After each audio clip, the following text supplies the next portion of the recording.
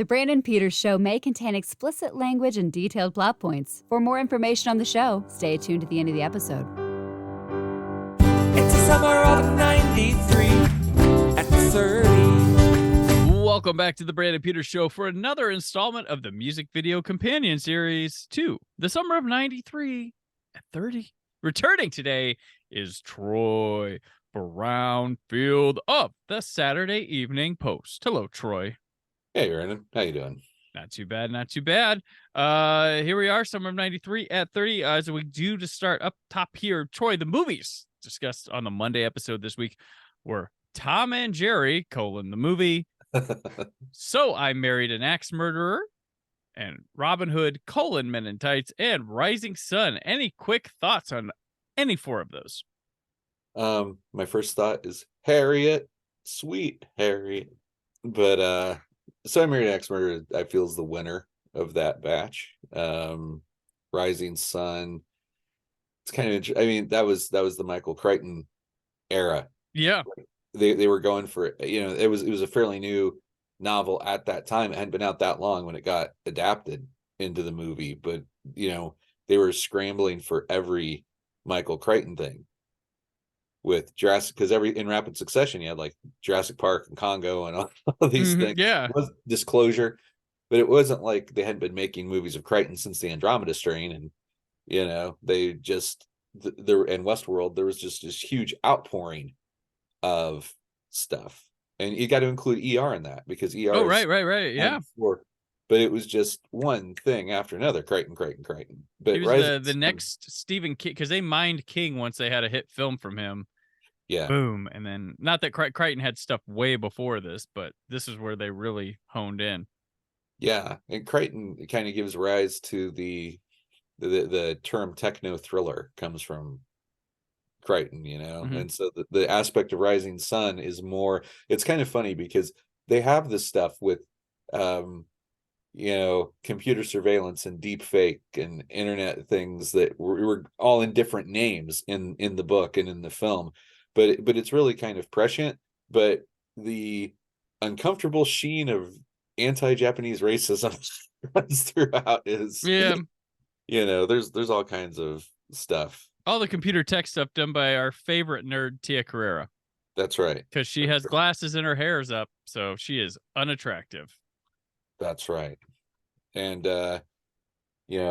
Wesley Snipes is working on his action hero mode. Mm-hmm.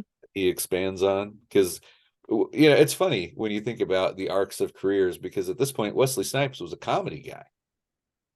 He was in there. He was getting ready. This was Passenger 57 out yet? He has Demolition Man in like a month or two after this. You had Wildcats and you had White Men Can't Jump, and maybe Money Train had been out by this point. Yeah, this is a year after Passenger 57, so he's launched as an action star. All right, so my mistake on that one. Major League as well. Yeah, Money Train would be 2 years later. Gotcha. So, and people would start throwing cocktails into booths at subway trains because of that movie. But yeah, Major League was 89. So yeah, this is pretty much. So yeah, that's interesting. But I think, So I Married an Axe Murderer, I think that kind of holds up because it's just so weird. It's not, like anything else. It's when Mike Myers was still funny. Yeah, well, I mean, he was like one of the comedic geniuses of the 90s, but like I like to say with Kevin Smith, we all grew up and evolved, and they sort of never did. They sat in the same place. They never figured out. The best evolution of Mike Myers comedy wound up being like Shrek is like maybe where it went, but he went back and he does a movie and it's The Love Guru, and it's garbage. It's one of the worst movies I've ever seen in my life, and that's saying something considering I did a show called Cult Cinema Cavalcade. Went through stuff, but like it's like it was like nothing changed. It was like he was trying to do an Austin Powers or Wayne's World thing. It's like, we've moved past that. How did you take your comedy and make it new? He didn't. He thought he was still cute at it. And I literally, when I worked in QC, Blu-rays and stuff, I literally had people who would call in sick or ask to go home or something instead of having to watch that movie again. Like I had to watch it twice because I didn't want people to get mad or something. Like it was a disaster and this is like, you're supposed to be like, hey, this is your work, you do it. But I understood, and it was like I saw it myself. I was like, oh my God, like, yeah, I wouldn't. It's bad. Yeah. And then he had a TV show recently, which I heard was the same thing. Like he didn't grow up like Kevin Smith. You see his movies now, they're just kind of the same as they were back then. Like, and he's making movies just for his fans now, pretty much, which more power to you. That's more than I have. So yeah, right. Yeah, he's kind of cultivated a space that not just for film, but just where he could play a character called Kevin Smith right. on a full-time basis and do his talking shows and everything, and people enjoy that, and that's all good. But he was quite a talented comic book writer, and he has not done that in years to my recollection. He wrote a really great run of Daredevil that has been mined for films and TV. In addition to, when you think about the great Daredevil runs, people talk about Miller and Bendis, and then they talk about Kevin Smith, Guardian Devil, and then he did a couple of unfortunate Batman stories, but he had the talent to do that at a high level. And I don't know why he didn't do more with that. You'd think that he would be an easy pickup for a company. Right.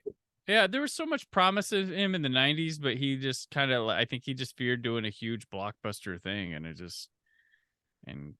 he really found he was out of his wheelhouse in terms of his cinematic know-how. He was more knowing as a critic and writer than he was a director. Like he stuck with his directorial strengths. He could have challenged himself, but he did not. But yeah, so those are our movies that we had this week. So let's get into our music video. Our song this week is The Proclaimers' I'm Gonna Be, parentheses, 500 Miles. Originally appearing on their sophomore album, Sunshine on Leith, released in 1988. The song was made famous in 1993 as it appeared on the soundtrack to Benny and Joon. Troy, you seen Benny and Joon? I have. I have too. I did not see it in the theater at the time. I saw it on video, but it was a pretty close window. I mean, it was not one that was out. Mm-hmm. It wasn't like a long wait, right? I remember, but the video is one of those standard performance videos intercut with scenes from the film. So you kind of had a familiarity with a bunch of the scenes from the film by seeing the video. Right. You'd seen it.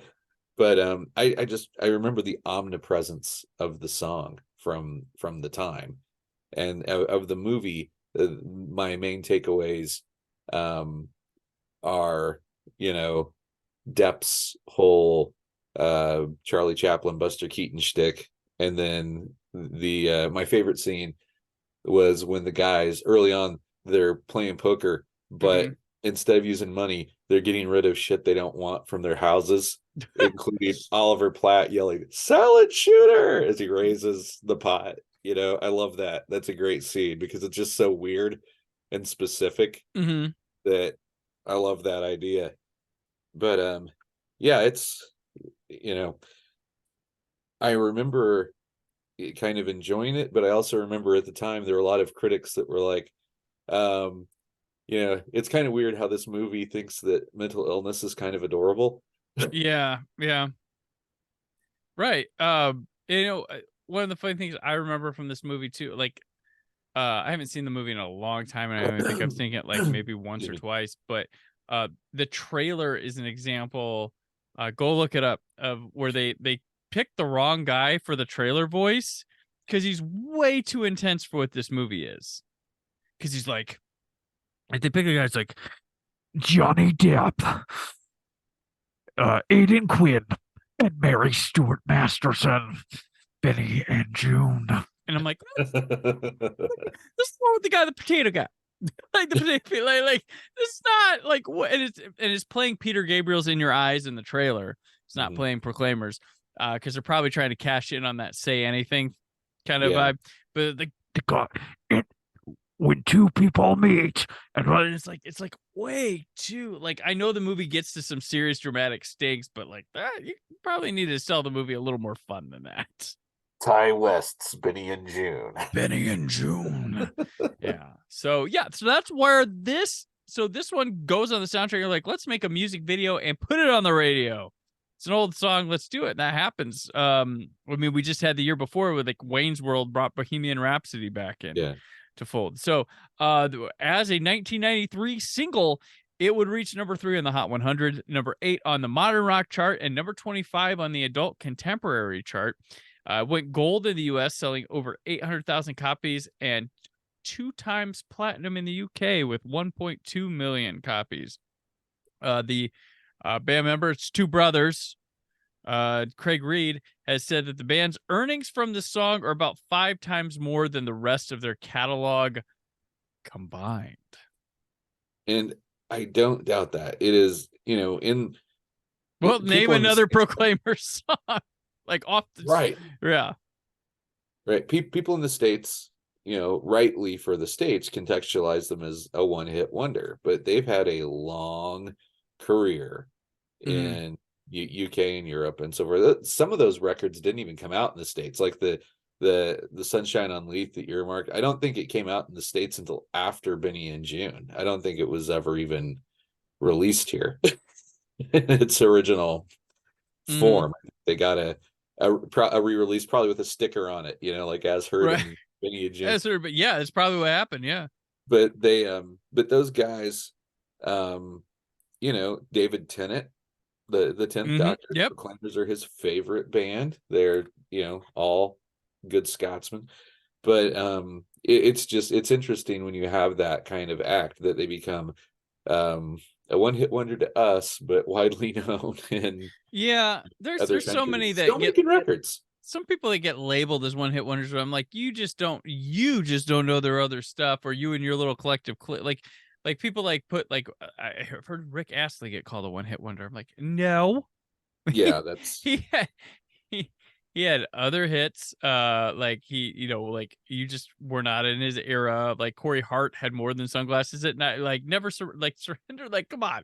Like I hear these people, like it gets tossed out because one song lasted in the pop culture lexicon, but they had hits in the moment. Yeah. Connor wants my oldest son, Connor, for the rest of you, wants me to do an article for the Post about we've never quite settled on the title for the concept, but bands or performers that had a song that was so awesome they didn't need another song. And like one of the victims of that, it was Rick Springfield with Jesse's Girl. The man had 25 plus top 40 hits, but Jesse's Girl is so fucking gigantic as a concept that some people don't realize that he had hit after hit after hit for many years, starting in the 70s and running through to the 90s, like actual hit songs.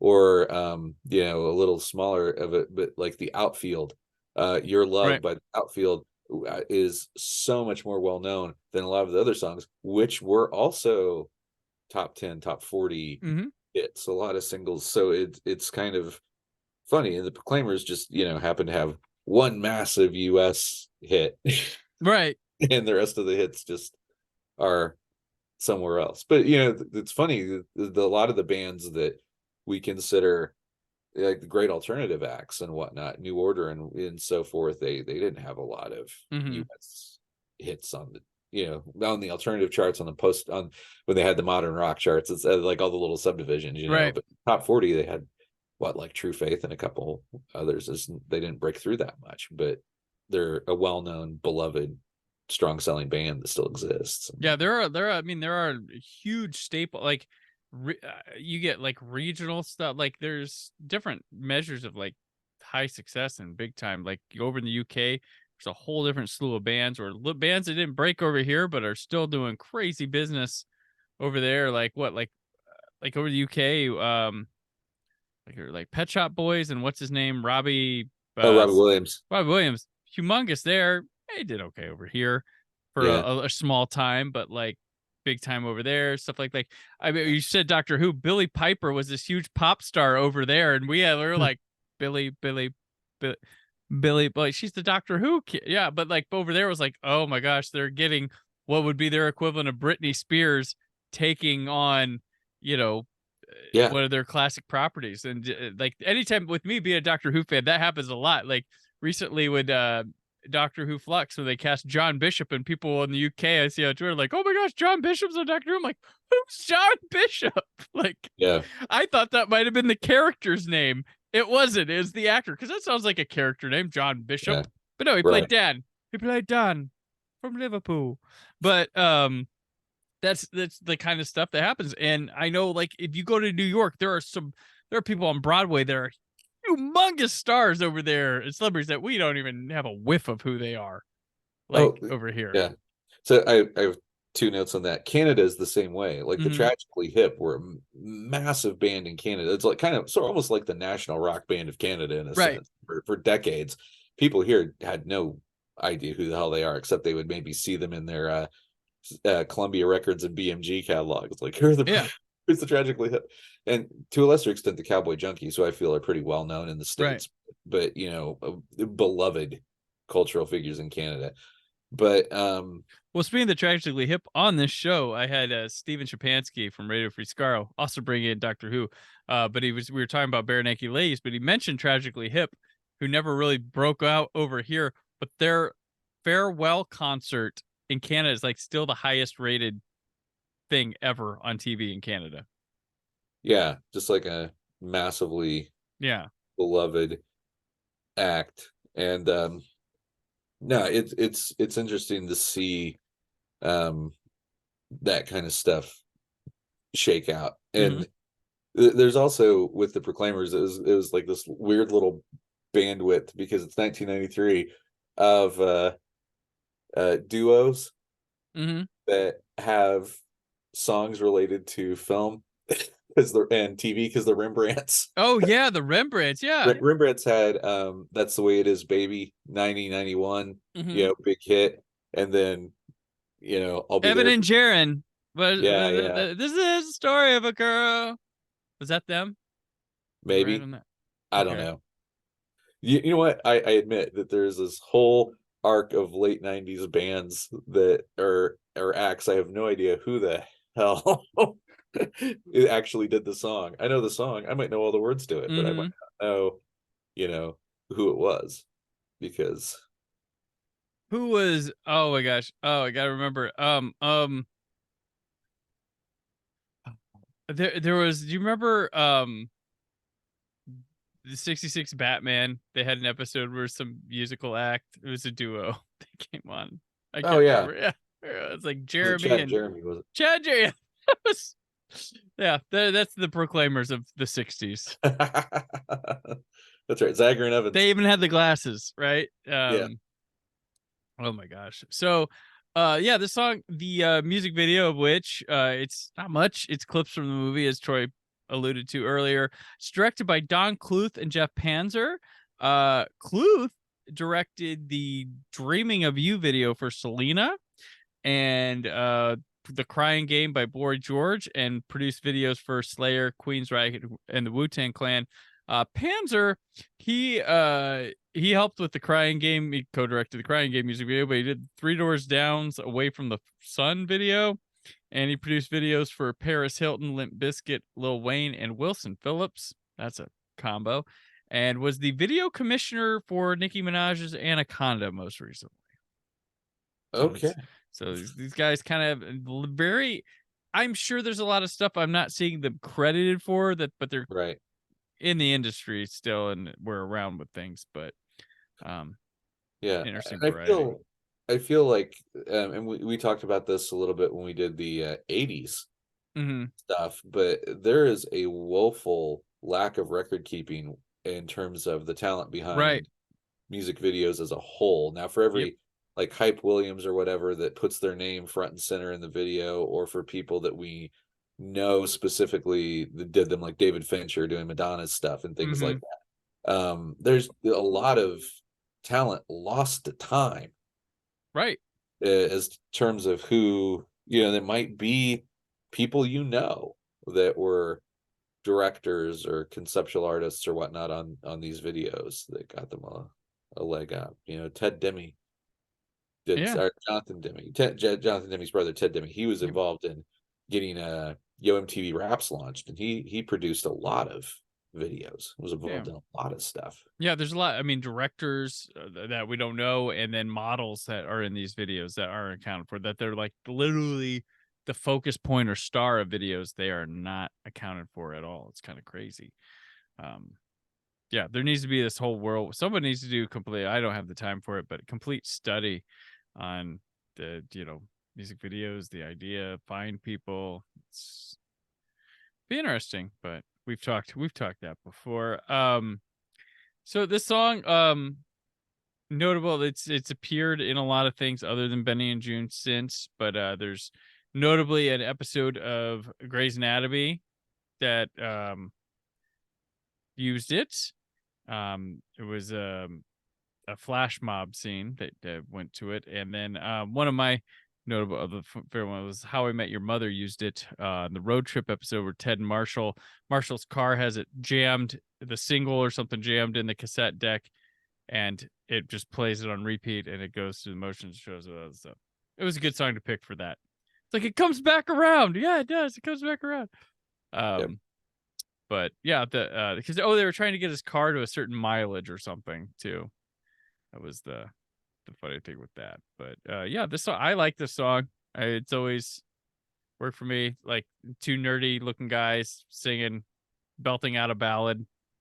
Yeah, and what's kind of funny about it musically that fits in with the '90s pretty well is it's a climbing song where it starts out with just kind of the guitar and builds up, and the band fills in, and then it goes back down. It's got that soft, loud, soft dynamic that like everybody Nirvana, Smashing Pumpkins, Weezer, say it ain't so. Very dun, that's true. Dun, dun, dun, dun, dun, and then big chorus, and then take it back down, and then it was of the time, even though it was a late '80s song, but that was the Pixies and a lot of the other acts of the period were doing that same kind of thing. So it's Nine Inch Nails would even do that kind of stuff. That's kind of they would, the Tremors are going the first. Going down in it. Yeah, like all that. Yeah. I was up above you. Yeah. Oh yeah. So good. So good. But so that's pretty much what we got here for the Proclaimers episode. Thank you, Troy, for coming on. You're back next week again. It's a back-to-back. We did back-to-back with Tony Shaw, back-to-back with Troy Brownfield. So until next week, in the 6 days between these, where can people keep up with you? I am executive editor of the Saturday Evening Post. So SaturdayEveningPost.com has most of my regular stuff. I also write comics. The upcoming Legend of Isis, The New Kingdom from Tidal Wave Productions is something I'm writing, which there'll be some information popping up about that soon. You can follow me on social media at the usual places, usually just Troy Brownfield, and you can find me on Facebook and what used to be Twitter and Threads and other places. So if you're interested, I'm there. Gotcha. Okay. And I am on Twitter and Instagram at Brand4KUHD, written work on whysoblue.com. Come back Monday. Aaron, Scott, and I talk That Night. My boyfriend's back, The Meteor Man, and The Fugitive. Some people may have seen that one. As the summer of 93 at 30 continues. It's the summer of 93 at 30. Thank you for listening. The Brandon Peters Show is a Creative Zombie Studios production. Produced by Brad Shoemaker and Brandon Peters. Written and edited by Brandon Peters. Announcer vocals by Jessica Alsman. Theme song by Metavari. Web design and show art by Brad Shoemaker with Brandon Peters. All music and clips featured in the episode are property of their respective studios, and no infringement is intended. The Summer of and News Themes by Pres Maxson. Additional information on this and other episodes at thebrandonpetershow.com. For any inquiries, press opportunities, or sponsorship, contact mail at thebrandonpetershow.com. The show is available on Apple Podcasts, Spotify, or anywhere podcasts are found.